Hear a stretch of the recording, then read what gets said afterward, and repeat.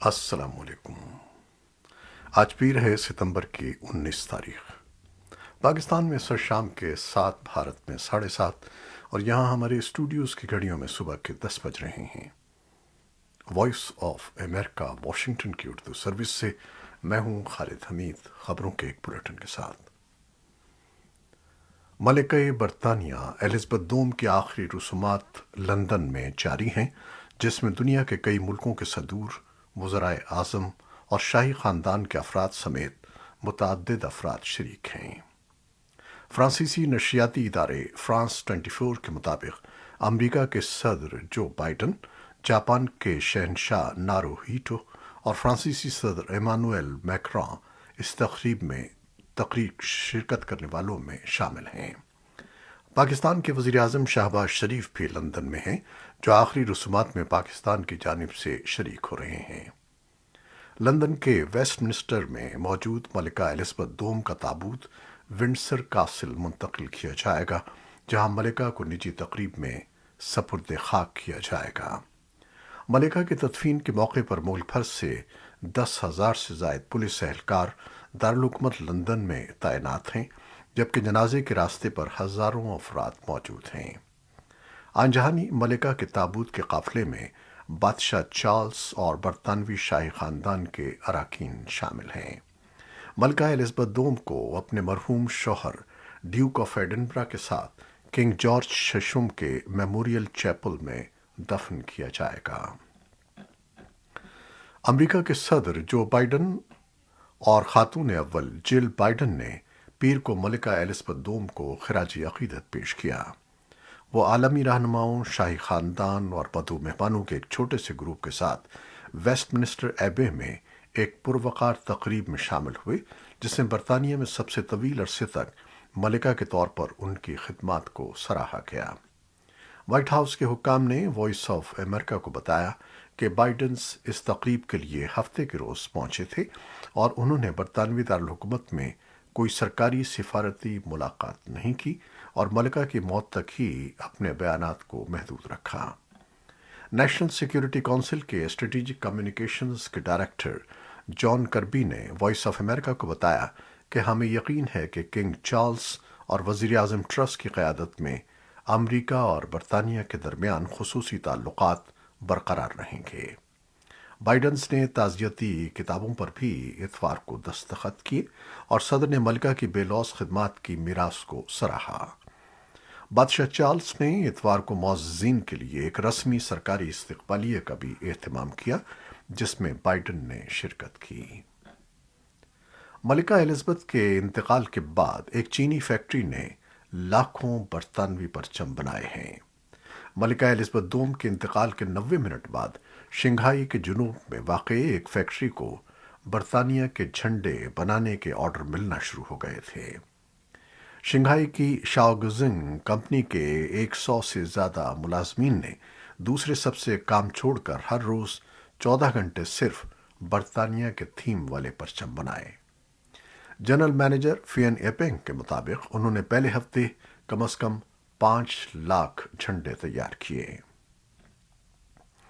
اسلام آباد high court نے سابق وزیر اعظم عمران خان کے خلاف درج مقدمے سے دہشت گردی کی دفعہ خارج کرنے کا حکم دے دیا ہے۔ خاتون جج زیبا چودھری کو دھمکیاں دینے کے کیس میں اسلام آباد ہائی کورٹ کے چیف جسٹس اطہر من اللہ نے پیر کو اپنا محفوظ کردہ فیصلہ پڑھ کر سنایا۔ عدالت نے حکم دیا کہ عمران خان کے خلاف درج مقدمے میں دیگر دفعات کے تحت مقدمے سیشن کورٹ میں چلیں گے۔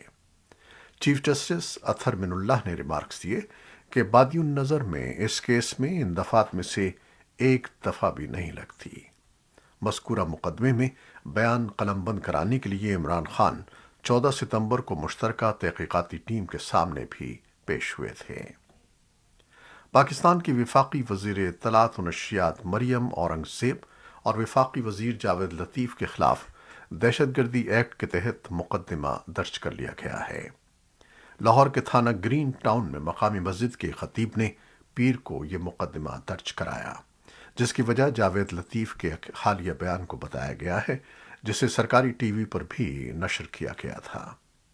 درخواست گزار نے الزام عائد کیا کہ جاوید لطیف نے سابق وزیر اعظم عمران خان کی مختلف تقاریر کو حقائق کے برعکس توڑ مروڑ کر پیش کیا اور انہیں اسلامی شاعر کا منکر غیر مسلم قرار دیا جو مذہبی کارڈ استعمال کرتے ہوئے معاشرے میں انتشار پھیلانے کی ایک کوشش ہے۔ ایف آئی آر کے متن میں عمران خان کے ایمان کو مشکوک قرار دینا مذہبی منافرت کے زمرے میں آتا ہے اور اس عمل سے پاکستان تحریک انصاف کے کارکنوں اور عام لوگوں کی دل آزاری ہوتی ہے۔ پاکستان کے سب سے بڑے شہر کراچی میں ڈینگی بخار کے رپورٹ ہونے والے کیسز کی تعداد رواں سال 5,000 سے تجاوز کر گئی ہے، جہاں اب تک اس مرض سے 11 افراد ہلاک بھی ہو چکے ہیں۔ روز بروز مریضوں کی بڑھتی ہوئی تعداد کے پیش نظر سندھ حکومت نے شہر کے مختلف ہسپتالوں میں کووڈ 19 کے مریضوں کے لیے ابتدائی طور پر بنائے گئے آئسولیشن وارڈز کو اب ڈینگی وارڈز میں تبدیل کرنے کا فیصلہ کیا ہے، جبکہ شہری انتظامیہ کی مدد کے لیے ماضی میں پنجاب میں ڈینگی کے مرض پر قابو پانے کے لیے اعلیٰ کارکردگی کا مظاہرہ کرنے والے افسران کی بھی خدمات حاصل کی گئی ہیں۔ پاکستان میڈیکل ایسوسی ایشن کے سیکریٹری جنرل اور معالج ڈاکٹر قیصر سجاد نے کہا کہ ڈینگی بخار پر قابو پانے میں اصل رکاوٹ انتظامیہ کی جانب سے بیماری پھیلنے کے بعد کیے گئے ڈھیلے ڈھالے اقدامات ہیں۔ تاہم انہوں نے نشاندہی کی کہ پاکستان ان ممالک کے تجربے سے مدد حاصل کر سکتا ہے جنہوں نے اپنے ہاں مچھروں کی آبادی کو کامیابی سے کم کر کے ہزاروں افراد کی جانیں محفوظ کی ہیں۔ خیبر پختونخوا کی وادی سوات میں موجود اور دہشت گردی کے واقعات ملوث عسکریت پسندوں سے نمٹنے کے لیے فوجی اہلکاروں سمیت سیکیورٹی فورسز کے مزید دستے تعینات کر دیے گئے ہیں۔ بتایا جاتا ہے کہ سیکیورٹی فورسز کے دستے سوات کے تحصیل مٹا اور مالم جبہ کے پہاڑی علاقوں میں بھجوائے جا رہے ہیں۔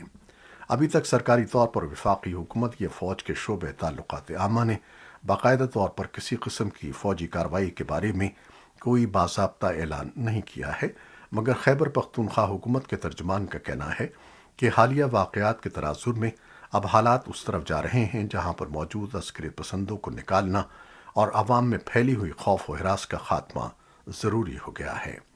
ترجمان نے کہا کہ صوبائی حکومت نے پولیس فورس کو دہشت گردی اور تشدد کے واقعات ملوث عناصر کے خلاف پہلے ہی سے بھرپور کارروائی کا حکم دیا ہے۔ طالبان نے ایک افغان منشیات فروش حاجی بشیر نورزئی کے بدلے آخری امریکی قیدی مارک فرینچس کو رہا کر دیا ہے۔ بشیر نورزئی امریکہ کی ایک جیل میں عمر قید کی سزا کاٹ رہا تھا۔ طالبان کے وزیر خارجہ امیر خان متقی نے کہا کہ قیدیوں کا تبادلہ حاجی نورزئی کے رہائی کے سلسلے میں منعقدہ ایک اجتماع میں پیر کے صبح کابل کے ہوائی اڈے پر ہوا۔ طالبان کے ایک سرکردہ ساتھی نورزئی کو 2005 میں منشیات کی اسمگلنگ کے الزام میں گرفتار کیا گیا تھا اور بعد ازاں عمر قید کی سزا سنائی گئی تھی۔ مارک فرینچس کو سن 2020 میں افغانستان میں اغوا کیا گیا تھا۔ طالبان کے وزیر خارجہ امیر خان متقی نے طالبان سے منسلک ٹی وی RTA کو بتایا ہے کہ ان کی رہائی سے امریکہ اور طالبان حکومتوں کے درمیان تعلقات بہتر ہوں گے۔ ناقدین کا کہنا ہے کہ یہ قبل از وقت ہے کہ آیا قیدیوں کے تبادلے سے طالبان کے ساتھ معاملات کے حوالے سے امریکی پالیسی میں کوئی تبدیلی آئے گی۔ وہ توجہ دلاتے ہیں کہ اسلام پسند گروپ طویل عرصے سے فرینچس کے اغوا کی ذمہ داری سے انکار کرتے آئے ہیں۔ ایک سابق افغان اہلکار اور سیاسی مبصر طارق فہادی نے کہا کہ معجزانہ طور پر یہ تبادلہ سفارتکاری کے مترادف نہیں ہے اور نہ ہی دنیا کے ساتھ اعتماد سازی کا اقدام ہے۔ امریکہ اور پوری دنیا نے ابھی تک طالبان کی حکومت کو انسانی حقوق اور دہشت گردی کے حوالے سے خدشات پر تسلیم نہیں کیا ہے۔ افغانستان میں انسانی حقوق کی صورتحال پر اقوام متحدہ کے خصوصی نمائندے رچرڈ بینٹ نے طالبان کی وزارت دفاع سے کہا ہے کہ وہ پنجشیر میں ماورائے عدالت قتل کی رپورٹوں کی بین الاقوامی معیار کے مطابق تحقیقات کرے۔ انہوں نے ٹویٹ کیا کہ DFA-MOD نے پنجشیر میں ماورائے عدالت ہلاکتوں کی رپورٹوں کی تحقیقات کا آغاز کر دیا ہے اور میں طالبان کو یاد دلاتا ہوں کہ وہ اپنی فورسز کی کارروائیوں کی ذمہ داری قبول کریں۔ تحقیقات اور کوئی بھی مقدمہ حقیقی طور پر اور بین الاقوامی معیار کے مطابق ہونا چاہیے۔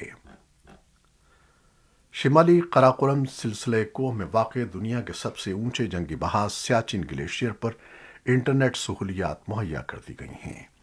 سطح سمندر سے 5400 میٹر کی بلندی پر واقع 76 کلومیٹر پر پھیلے اس گلیشیئر کو بھارت نے وہاں 13 اپریل 1984 کو کیے گئے فوجی آپریشن میگدوت کے بعد اپنا حصہ قرار دیا تھا۔ تاہم پاکستان نے سیاچن پر اپنے دعوے کو ترک نہیں کیا ہے اور اس کی فوجیں اس کے مغرب میں نسبتاً کم بلندی پر واقع سلتور ویج میں تعینات ہیں۔ یوکرین کے نیوکلیئر انرجی آپریٹر نے پیر کو کہا کہ ایک روسی میزائل جنوبی یوکرین میں ایک جوہری پاور پلانٹ کے قریب گرا۔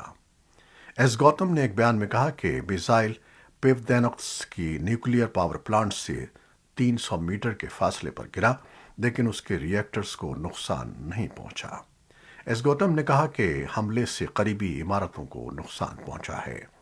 یوکرین کے صدر ولادیمیر زیلنسکی نے میزائل حملے کے جواب میں ٹیلی گرام پر کہا کہ روس پوری دنیا کو خطرے میں ڈال رہا ہے، ہمیں اسے روکنا ہوگا اس سے پہلے کہ بہت دیر ہو جائے۔ یوکرین کے صدر ولادیمیر زیلنسکی نے اتوار کے روز اپنے ملک سے وعدہ کیا کہ روسی فوجیوں سے شہروں اور قصبوں کو واپس لینے کی سلسلہ وار فتوحات میں کوئی وقفہ نہیں آئے گا۔ انہوں نے کہا کہ جب تک تمام یوکرین کو آزاد نہیں کرا لیا جاتا تب تک کوششیں جاری رہیں گی۔ اختتام ہفتہ یوکرین کے ایک بڑے حصے کے شہر اور قصبے روسی گولہ باری کا ہدف بنے۔ یہ تھیں وہ خبریں جو فیس بک لائیو پر ہم نے آپ کے لیے پیش کیں۔ ہماری ویب سائٹ، یوٹیوب اور پوڈ کاسٹ پر یہ بلیٹن آپ کے لیے پوسٹ کر دیا جاتا ہے۔ آپ ہمارے بلیٹن کو شیئر کرتے ہیں اور اپنے کمنٹس میں اپنی محبتوں کا اظہار کرتے ہیں، جس کے لیے ہم آپ کے بے حد ممنون ہیں۔ اپنی ان محبتوں کو جاری رکھیے گا۔ نیوز ایڈیٹر بہجت جیلانی کے ساتھ خالد حمید کو اب اجازت دیجیے گا۔ اللہ حافظ۔